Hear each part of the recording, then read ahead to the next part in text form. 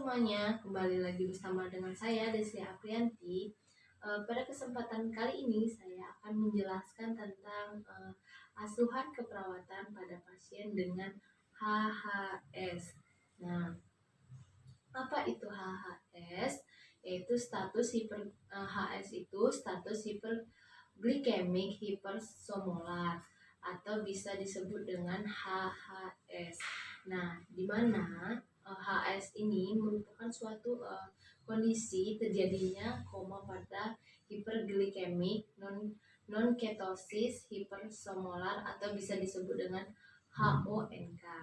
Nah, selain itu juga sindrom hiperglikemik atau hiperglikemik hipersomolar non ketotik atau bisa disebut dengan HHNK adalah suatu keadaan di mana terjadinya hiperglikemia dan hiperosmolaritas.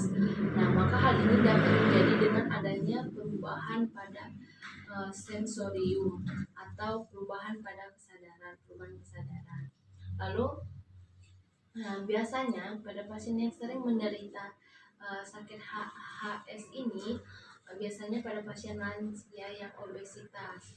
Nah, dengan yang obesitas dan disertai dengan adanya penyakit penyerta seperti adanya gagal jantung, komesti atau penyakit ginjal, di mana kadar glukosanya itu lebih tinggi.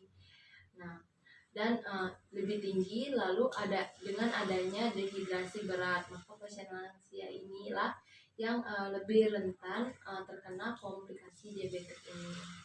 Nah, lalu HHS ini adalah salah satu komplikasi dari diabetes yang membahayakan dan dapat menyebabkan kematian pada pasien. Lalu di sini ada pun etiologinya, di mana etiologi HHS ini dapat terjadi diakibatkan karena adanya stres berat yang berhubungan dengan adanya penyakit bawaan berat seperti adanya stroke, infarkt miokard, pankreatitis, lalu adanya trauma, sepsis, luka bakar, dan pneumonia. Nah, selain dari penyebab itu, maka ada pun kriteria diagnostik pada pasien HHS, yang mana ada 5 kriteria. Yang pertama itu adanya peningkatan glukosa darah lebih dari 600 mg per dl. Lalu yang kedua pH arterinya itu lebih besar dari 7,3. Lalu yang ketiga itu serum bikarbonatnya itu lebih dari 18. Lalu yang keempat itu osmolalitas serumnya itu lebih besar dari 320. Nah, lalu yang kelima itu osmolalitasnya itu tidak ada atau bisa dikatakan ringan seperti itu.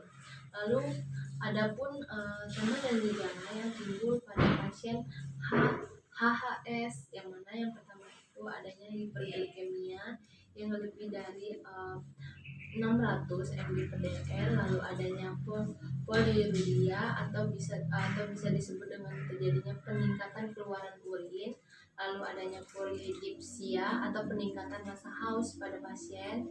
Lalu yang ketiga itu ada polipagia, di mana terjadinya peningkatan rasa lapar.